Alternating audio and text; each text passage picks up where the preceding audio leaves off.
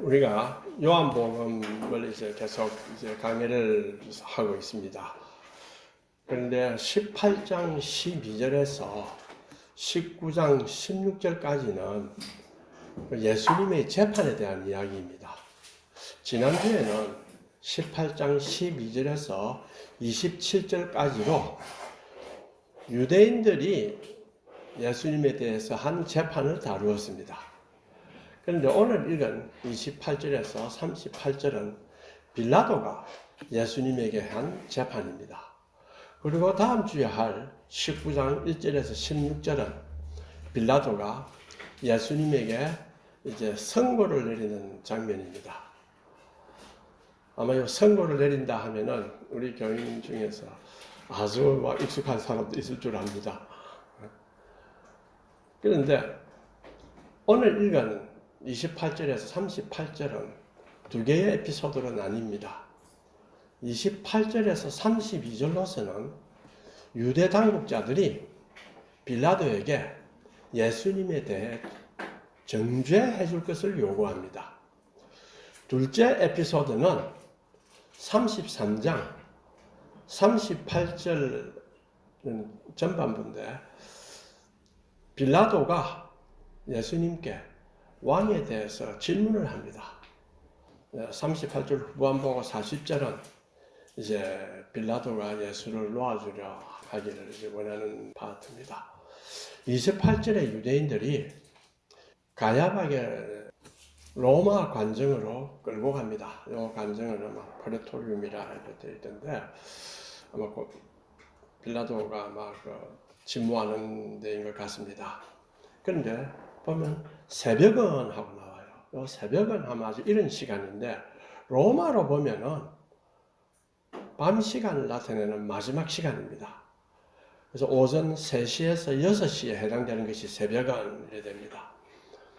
요한은 안나서의 신문 및 동시간에 있었던 베드로의 부인이 오전 3시경에 끝났음을 말해줍니다.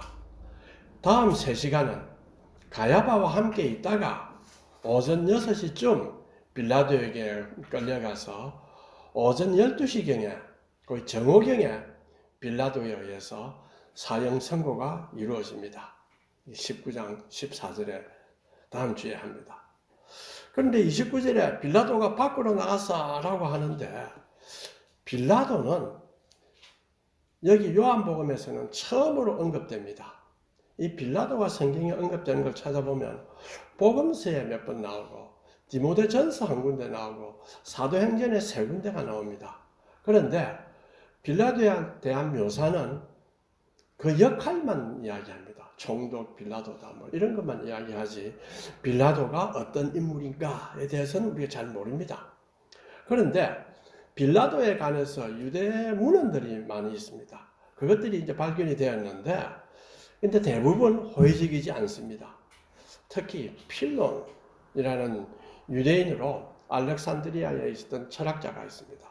이 사람이 BC 30년에서 AD 45년까지 살았습니다. 이 사람은 아주 뛰어난 사람인데 그리스 철학하고 유대 신앙의 결합을 시도한 학자입니다. 그래서 데밀고스가 세계를 창조했다 하는 플라톤의 사상하고 창조를 하고 기독교의 하나님이 천지를 창조했다 하는 것을 이제 결합시켜서 해석을 합니다. 그리고 하나님의 초월성을 이해하기가 어렵거든요. 그러니까 플라톤의 이데아론을 가지고 자기 이론을 체계화시킵니다. 이렇게 한 것이 기독교 교부들에게 영향을 많이 주었습니다. 어거스틴도 아마 이 영향을 받았을 것입니다.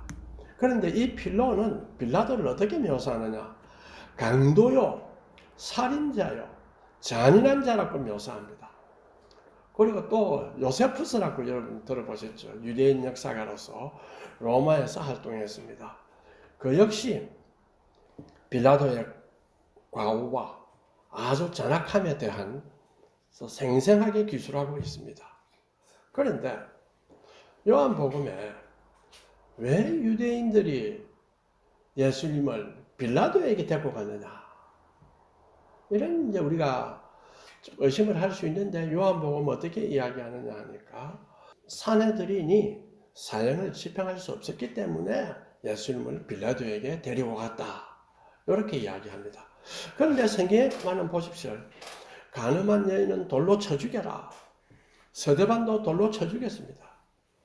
요세푸스에 의하면은 예루살렘 교회 지도자 야고보도 60년대에 돌에 맞아 죽었다고 합니다. 그렇다면 산헤드린이 사람을 죽일 권한이 있지 않는가? 이렇게 우리가 물을 수가 있습니다. 그러나 산헤드린이 이러한 권한이 없다고 이제 생각하는 사람은 그것은 린치다. 사형이다. 사사로운 형이다. 저도 그렇게 생각합니다. 그러나 그러한 린치가 로마인들에게는 묵인이 되었죠. 그러나 예수님을 그러한 린치로 죽이기에는 너무 거대한 불입니다. 밀란이 날까 두려워한 산헤드린으로서는 그렇게 하기는 큰 부담이 됩니다. 또한 그들은 예수님을 십자가에 달려 죽기를 바랍니다. 그렇게 해야 예수님은 신명기에 나오듯이 저주받은 자가 되고 나중에 예수님이 죽고 난 뒤에 밑에 추종자들도 나올 수가 없을 것이다. 해서 십자가의 형을 고집했습니다. 그런데 이 십자가형은 너무나 공포스러운 사건입니다. 산헤드린으로서는 그것을 할 수가 없습니다. 그리해서 로마에 떠넘깁니다. 성경은 또 32절에 이는 예수께서 어떠한 죽음으로 죽을 것을 가리켜 하신 말씀을 응하게 하려 함이라 라고 합니다. 근데 33절에서 38절의 전반부를 보면은 빌라도가 예수님을 재판합니다. 자, 그런데 그 질문을 한번 보십시오. 내가 유대인의 왕이냐? 이때 예수님의 답변은 무엇입니까? 예스노라 하지 않고 내가 스스로 하는 말이냐? 다른 사람들이 나에게 대하여 한 말이냐? 하고 대묻습니다. 여기에 빌라도가 대답하되 내가 유대인이냐? 너의 나라 사람과 대제사장들이 너를 내게 넘겼는데 너는 과연 무엇을 했느냐? 이렇게 질문을 하죠. 그때 이 질문에 대해서 주님은 36절에 뭐라고 답합니까? 내 나라는 이 세상에 속하지 않았다. 왜 그 이야기 하셨습니까? 만약 내 나라가 이 세상에 속하였으면 내가 왕인데 내가 잡히도록 놔두겠는가 내 종들이? 그들이 싸워서 나로 하여금 유대인들에게 넘겨지지 않게 하였을 것이다. 이제 내 나라는 여기에 속한 것이 아니라 예수님이 왕인데 왜 이 말을 했겠습니까? 내가 왕이다 이거야. 그런데 내 나라가 이 땅에 속해 있는 왕이면 얼마나 비참한 왕입니까? 잡혀가가 말이에요. 패배자 왕입니다. 그래서 예수님이 말씀하셨어요. 너희들이 내 본질을 몰라서 그렇구나. 나는 왕이지만 내 나라는 이 땅에 속하지 아니했다. 이렇게 이야기를 합니다. 내가 이 땅에 속했으면 내 종들이 싸웠을 것이다. 목표가 다르니까 싸울 필요가 없어요. 빌라도는 이것이 무슨 말인지 이해하지 못했습니다. 그래서 37절에 그러면 너가 왕이 아니냐? 이렇게 물었습니다. 여기서 예수님은 빌라도에게 올바로 이야기합니다. 내가 왕이다. 내가 이를 위해 태어났으며 이를 위하여 세상에 왔나니 곧 진리에 대해서 증언함이라. 무릇 진리에 속한 자는 내 음성을 듣는다. 이렇게 이야기합니다. 영어로 보면은요. 내가 여기 온 이유는 진리에 대하여 증언합니다. 이렇게 나옵니다. 이를 위해 이를 오해할 수 있어서 to testify the truth. 그러니까 빌라도가 이게 굉장히 심오한 말입니다. 근데 빌라도는 진리가 뭐냐? 묻습니다. 진리를 위해 태어났다고 진리를 위해 이 땅에 왔다 했는데 그럼 진리가 뭐냐? 그리고 난 후에 그 답을 듣지 않고 바로 유대인들에게 죄를 찾을 수 없다. 그러니까 일체적으로 무죄라고 생각했죠. 그래서 예수님을 방면하는 이야기가 나옵니다. 40절에 나옵니다. 자, 여기에서 우리가 왕이 나오고 나라가 나오고 진리가 나옵니다. 요한은 유대인과 그리스인을 의식하면서 왕의 형상을 해석합니다. 여기서 예수님은 왕이 추구해야 할 근본 목적이 무언가? 진리를 정언하는 것입니다. 이것은 이 땅의 왕도 사실은 마찬가지입니다. 진리를 정언하는 거예요. 주님은 빌라도의 권력을 하나의 표면적 권력으로 봅니다. 왕이 권력을 가졌다 할 때 그거는 표면적인 것에 불과하다. 진리를 정언하는 왕이라야 참 왕이다. 그러면 어떤 의미에서 주님은 빌라도를 권력을 표면적으로 보았느냐? 이 표면적 권력과 이 세상의 모든 권력은 자기를 과시하고 힘을 발휘하는 것 같지만은 사실은 그 이면에는 뭐가 있느냐? 무기력하고 비겁하고 불안을 갖고 있다. 이걸 예수님이 들춰내고 있습니다. 그래서 예수님께서는 하나님의 신비를 계시하고 있습니다. 진리를 정언한다. 예수님은 권력에 사로잡힌 빌라도에게 눈을 뜨고 진리를 선택할 기회를 주십니다. 하지만 빌라도는 이런 기회를 거부합니다. 진리가 무엇이냐? 그것은 끝입니다. 자, 더 묻고 싶고 또 깨닫고 싶은 마음을 가져야 하는데 빌라도에게는 불행하게도 그 기회를 거부합니다. 나중에 다음 주에 빌라도가 어떤 사람이라는 걸 좀 자세히 조금 이야기를 하겠는데 그런 사람이라면 거부할 수밖에 없죠. 그러나 사실은 예수님이 나타난 것은 많은 죄인들에게 나타났습니다. 그러나 빌라도가 선택할 수 있는 기회를 주신 것이죠. 그는 진리에 대한 물음에 흥미를 두지 않았습니다. 그는 오직 표면적인 이 권력에 몰두함으로써 세상을 지배하는 것이 아니라 세상에 점점 더 깊이 얽매이는 신세가 되었습니다. 무기력하게 유대인들한테는 놀이감이 된 것이에요. 빌라도는 진리의 마음을 닫았습니다. 자, 진리의 마음을 닫으니 어떤 문제가 생기느냐? 세상이 거짓으로 그를 사로잡습니다. 우리가 진리의 마음을 닫으면 중립적으로 있는 것이 아니고 거짓이 사로잡습니다. 참된 왕이란 것은 진리를 보여줌으로써 통치를 합니다. 진리를 보여주는 것이 통치의 목적입니다. 진리가 너희를 자유케 하리라. 이래 했죠. 진리가 너희를 자유케 하리라. 이것이 참된 왕이 통치하는 것입니다. 당시 유대는 메시아가 와서 왕이 되어 새로운 나라를 건설할 것이라는 열망이 있었습니다. 그러니 왕, 나라, 유대에게는 중요한 개념입니다. 예수님을 따라다니는 많은 사람도 이 왕에 대한 관심이 많았어요. 예루살렘에 예수님이 입성할 때 호산나, 주님의 이름으로 오는 왕이라 이렇게 했습니다.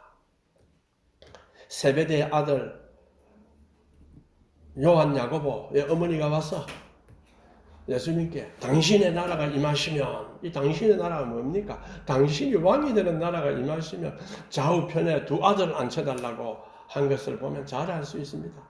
그때 제자들이 불만을 터뜨렸죠. 어떻게 터뜨렸습니까? 네가 놓나 내가 놓나, 내가 앉아야 되느냐 네가 앉아야 되느냐고 터뜨렸습니다. 예수님은 그런 분이 아니다. 예수님의 나라는 이 땅에 속한 나라가 아니다. 이렇게 했어야 올바랐는데 아무도 그 생각 못했어요. 진리에 대한 관심은 적습니다. 진리는 그들은 뭐냐? 도구에 불과하다. 성경은 진리가 목적이라고 가르치는데 세상에서는 진리는 도구에 불과하다. 무엇을 위한 도구입니까? 세상에 자신을 얽매이는데 필요한 도구로 보는 거죠. 그러니까 진리에 점점 관심이 없습니다. 교회에 나오면서도 진리에 대한 관심을 갖지 않고 진리를 통해 내가 복받는 기복에 대한 관심이 많습니다. 그런 관심을 가진다면 거꾸로 복을 받는 것처럼 보이지만 복을 받는 것이 아니고 주님의 참 은혜를 받을 기회를 놓치게 됩니다. 진리에 관심을 가진 자라야 주님의 참 은혜를 깨닫게 됩니다. 자, 오늘 우리는 성경 읽은 시간은 없지만 스마트폰은 손에 놓지 않습니다. 잠깐 보는데 어떻는데 예배 시간에도 보고 하죠. 스마트폰에 쏟는 불필요한 시간이 한번 계산해 보세요. 얼마나 많습니까? 그런데 시간이 없어요. 성경 보려고 하면 시간이 없습니다. 요한복음에는 제가 체크를 해봤어요. 진리가 19번 나옵니다. 공간복음에는 딱 한 번씩만 나옵니다. 그거는 도구로 사용되었어요. 공간복음에는 어떻게 나오느냐? 당신은 예수님 보고 진리를 가르치시는 분이다. 진리의 주다. 그래 하고 난 뒤에 가이사에게 세금을 바치는 것이 가하나이까? 왜? 당신은 진리를 알지 않느냐? 그러니까 가이사에게 세금 바치는 걸 가하나이까? 그걸 가르쳐달라. 예수님은 골탕 먹이려고 진리를 사용하고 있죠. 한 번씩밖에 안 나옵니다. 요한복음에는 많이 나옵니다. 왜? 딴 데 안 나왔으니까 요한복음이 많이 나왔을 수도 있고 또 요한복음은 공간복음은 목적이 쓰는 목적이 달랐고 요한복음은 또 쓰는 목적이 달랐기 때문에 그렇겠죠. 독생자의 영광이요 은혜와 진리가 충만하더라. 1장 14절에 또 17절에 보면 1장 17절에 보면 은혜와 진리는 예수 그리스도로 말미암아 온 것이라. 3장 21절에 진리를 따르는 자는 빛으로 오나니. 이걸 보여주죠. 아, 내가 부족하지만 내가 진리를 따르려고 하는데 그럼 뭐가 됩니까? 빛으로 온다. 여러 가지로 해석할 수 있습니다. 빛으로 온다. 그 다음에 8장 32절 보면 진리를 알지니 진리가 너희를 자유케 하리라. 또 14장 6절에 클라이막스입니다. 나는 길이요 진리요 생명이라. 빌라도 앞에서 진리에 대하여 증언하기 위해서 내가 왔다. 진리이신 예수님이 빌라도 앞에 왔어요. 얼마나 영광스러운 일입니까? 그렇죠? 솔직하게 내가 칸트 앞에 왔다. 알수하러 왔다. 아인슈타인이 왔다. 근데 양재역학 하니까 닐스 보아가 미스터 킴 하고 악수한대. 얼마나 영광스러운 거예요.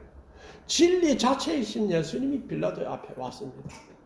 빌라도로 봐서는 있을 수 없는 기회였지만 그 기회를 놓쳤어요.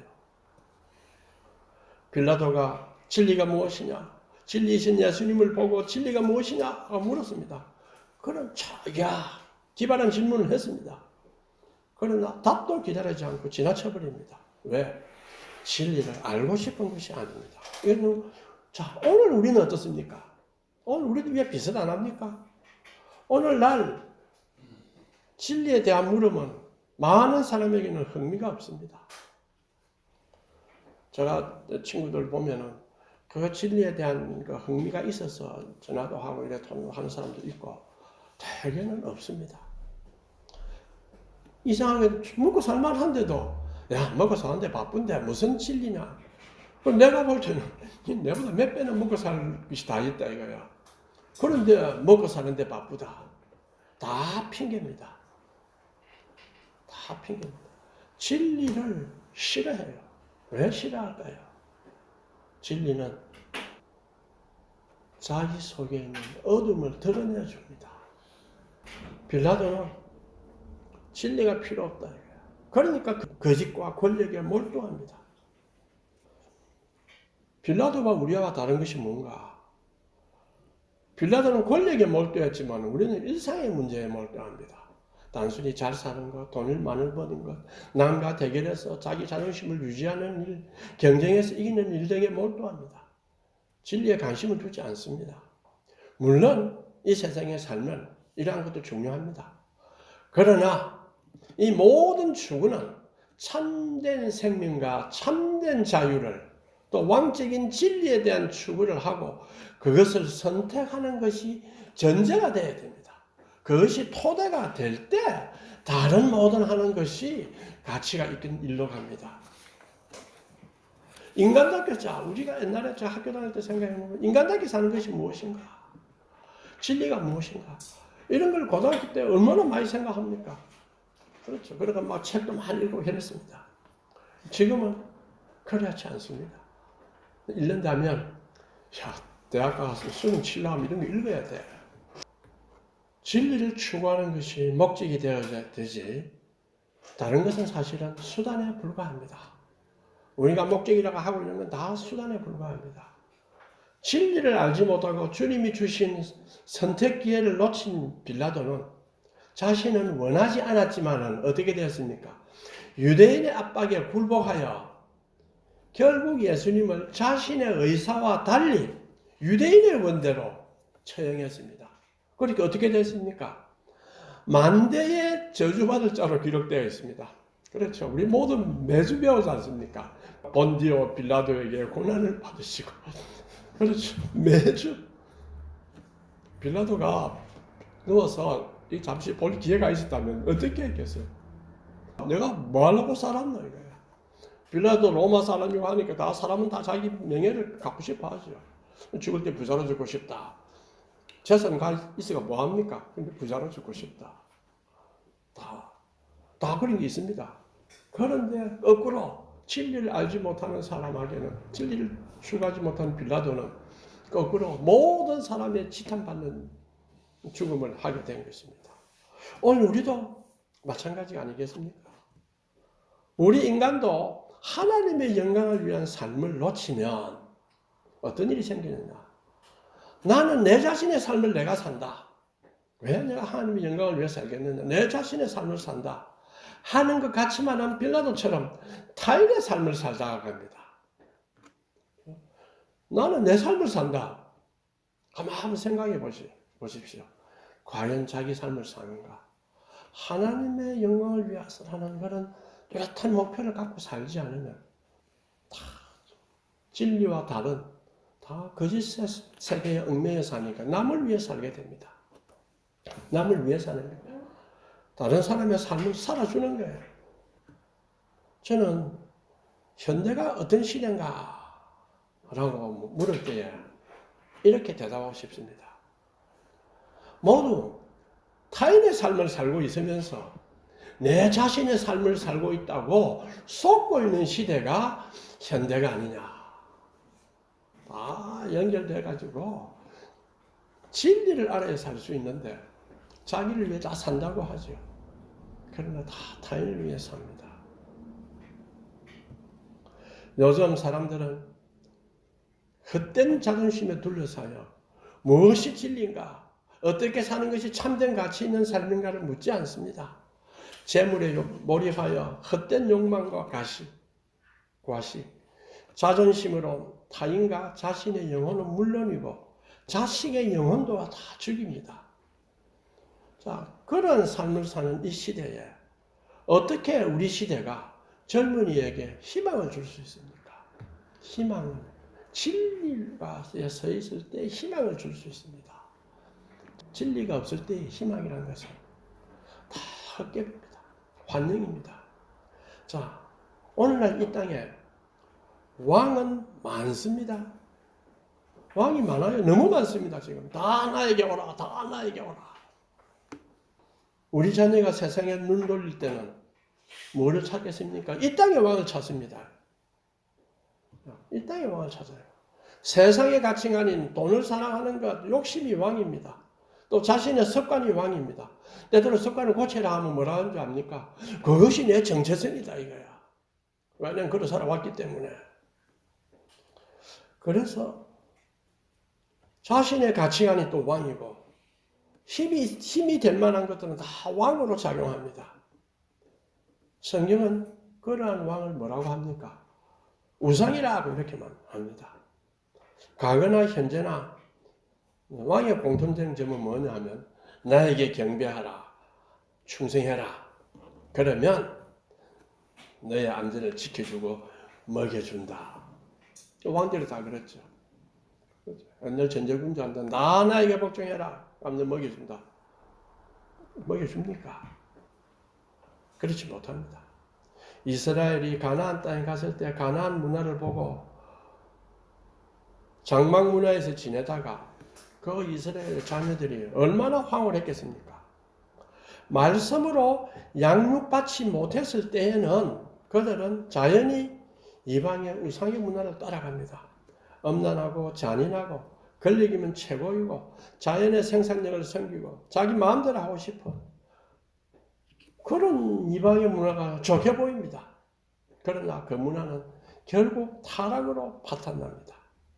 우리와 우리의 자녀가 이 세상의 문화에 유혹을 받는 것은 당연합니다. 그래서 내적으로 내면에 거주하시는 성령의 귀를 기울이지 않으면 어떻게 해서 우리가 세상의 유혹에 이기겠습니까? 에베소의 말씀처럼 세상의 풍조와 공중권세 잡은 자들을 따르지 않겠습니까? 그러나 비록 우리가 이 땅에 있지만은 우리의 왕은 누굽니까? 예수님입니다. 우리의 나라는 하나님의 나라의 백성인데 우리는 이 땅에 속하지 않습니다. 하나님의 나라는 하나님의 통치를 받는 백성의 모임입니다. 나라의 삼루소가 있죠. 영토, 주권, 백성입니다. 우리 하나님의 나라는 이 땅에 영토를 갖지 않습니다. 그러나 이 땅에서 하나님의 통치를 받을 수 있습니다. 그래서 어거스틴은 이 땅을 뭐라 했습니까? 땅의 도성이다. 사탄이 머리가 부서진 나라입니다. 왜? 주님이 십자가에 못 박히기 때문에 이 사탄의 머리가 부서집니다. 십자가와 부활을 통해서 주님이 왕이 되시는 하나님 나라가 이 땅에 임합니다. 그래서 주님은 공생애를 시작하실 때에 제일 먼저 뭐라 했습니까? 하나님 나라가 가까이 왔다.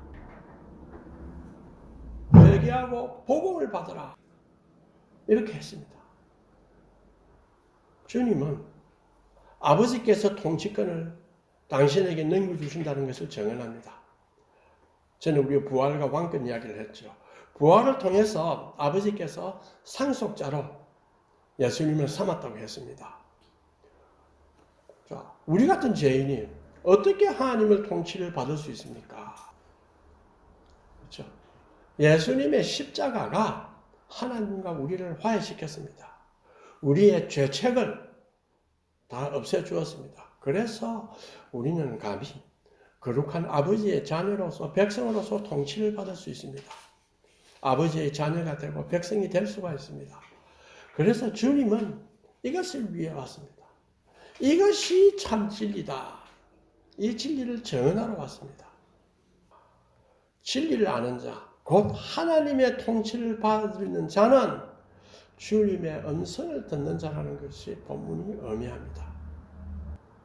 우리가 세상에서 수모를 당하고 고난을 당하고 육신의 괴로움이 있을 때에 또 자녀가 말을 듣지 아니할 때에 슬픕니다. 그러나 너무 심하게 슬퍼할 필요는 없습니다. 우리가 육신을 가졌기 때문에 물론 슬픔이 오고 실망이 오고 자책이 옵니다.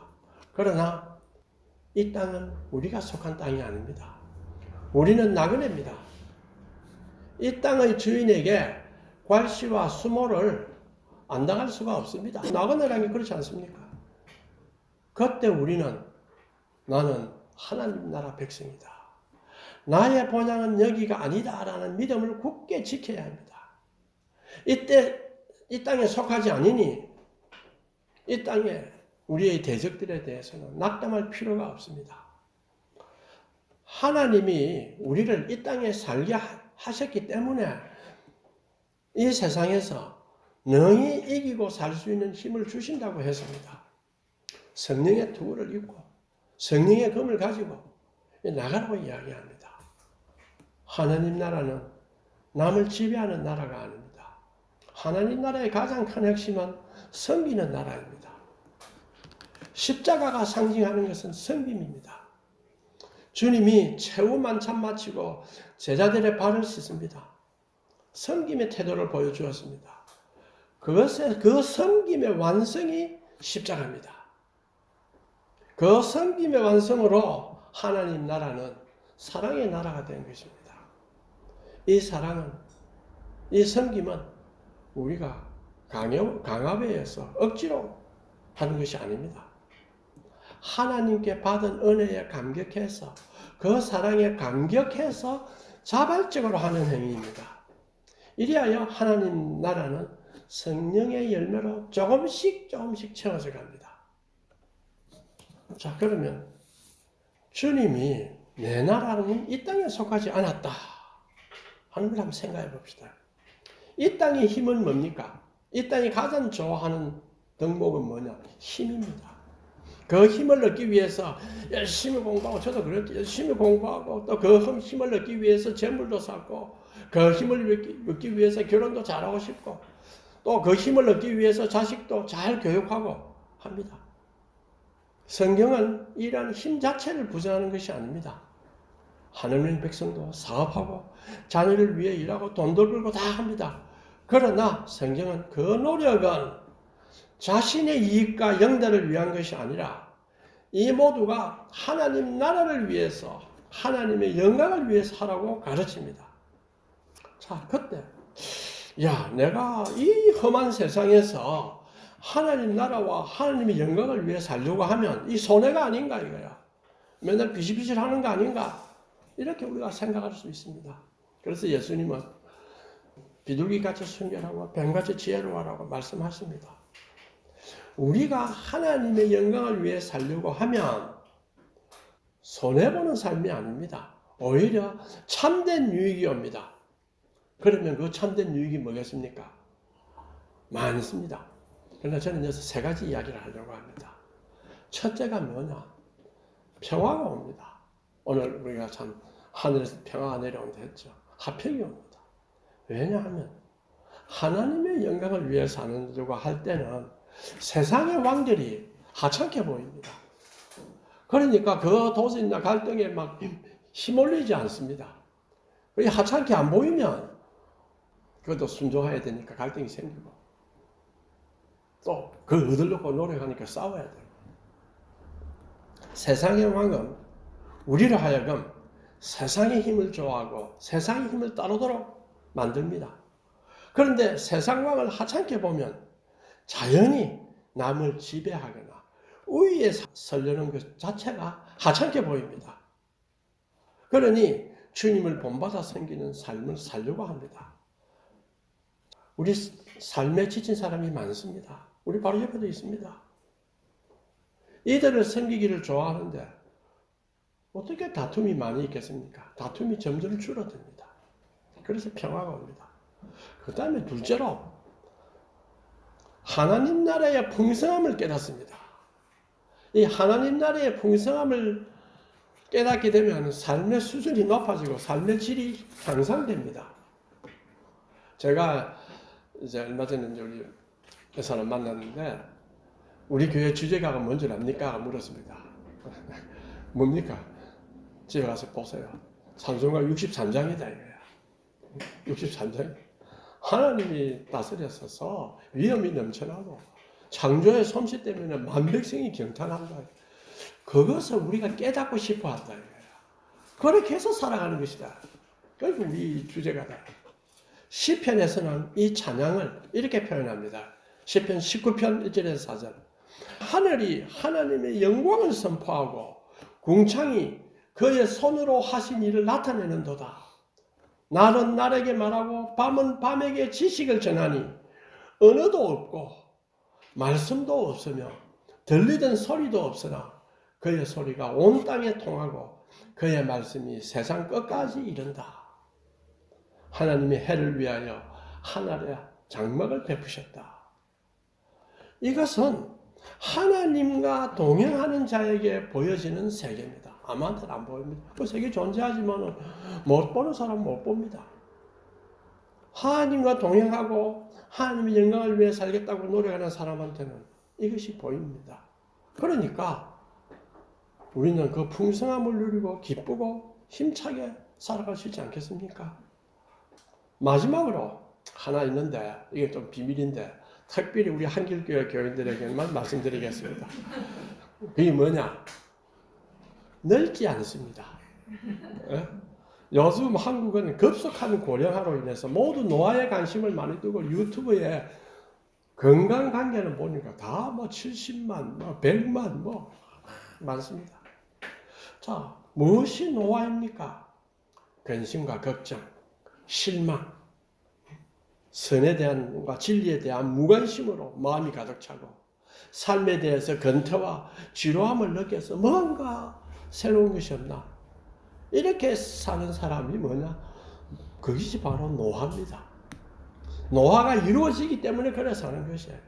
또 이것은 신앙적 노화입니다. 하나님과 동행하고 하나님의 영광을 위해 사는 사람은 스스로 항상 내 자신의 영혼이 날로 새로워진다는 것을 기대하며 사는 사람입니다. 그렇게 살면요, 안 늙습니다. 메가드 장군이 뭐라 했습니까? 노병은 죽지 않는다. 다만 사라질 뿐이다. 이랬지요. 마찬가지로 하나님과 동행하는 사람은, 주님을 믿는 사람은 이렇게 말합니다. 나는 늙지 않는다. 다만 약해질 뿐이다. 왜 그런가요? 하나님의 영광을 위한 삶을 바라면 삶은 열망으로 가득 찹니다. 이걸 우리가 전해야 됩니다. 예수 믿읍시다, 교회 갑시다가 아니고 열망으로 가득 차는 삶을 산다는 것을 남한테 보여줘야 됩니다. 이것이 훌륭한 전도입니다. 자, 그러면 어떻게 해서 우리가 하나님과 동행하고 그의 영광을 위해 살 수 있을까요? 이 일을 하려면 사실은 부단한 노력이 필요합니다. 저는 세 가지만 이야기하고 마치겠습니다. 첫째, 성경 읽기와 기도를 시간을 정해놓고 하십시오. 자, 그걸 바빠서 못하겠으면 짧게도 좋으나 시간을 정해놓고 하십시오. 시편 19편 7절에 10절에 우리가 같이 한번 읽어볼까요? 시편 19편 7절에서 19절 같이 큰 소리로 읽겠습니다. 여호와의 율법을 완전하여 영혼을 소성시키며 여호와의 정죄는 확실하여 운행한 자를 지혜롭게 하며 여호와의 교훈은 정직하여 마음을 기쁘게 하고 여호와의 계명은 순결하여 눈을 밝게 하시는도다. 여호와의 경외하는 도는 정결하여 영혼까지 이루고 여호와의 법도 진실하여 다 의로우니 곧 많은 순금보다 더 사모할 것이며 꿀과 송이꿀보다 더 달도다. 그럼 둘째가 무엇이겠습니까? 내주하시는 성령의 귀를 기울입니다. 훈련을 좀 해야 됩니다. 말씀을 읽고 기도를 하면 자연히 내면의 귀를 기울이게 됩니다. 복잡하게 많은 생각들이 막 잠잠들이 다 오갈 때에 차분하게 내 마음이 정말 무엇을 원하는가 이렇게 귀를 기울이십시오. 이것은 굉장한 도움을 줍니다. 셋째는 말씀을 전파하려 하십시오. 이것은 막 전도해서 교회하라 이런 뜻이 아닙니다. 자기 속에서 나가는 거예요. 이것은 구원을 받은 감사의 표현입니다. 또 하나님 나라의 풍성함에 대한 기쁜 소식이기 때문입니다. 우리가 그동안 그렇게 살지 못했습니다. 이제라도 우리가 하나님과 동행하고 하나님의 영광을 살 수 있도록 기회를 다시 달라고 우리가 기도합시다. 그리고 이 은혜를 달라고 통성으로 기도하겠습니다.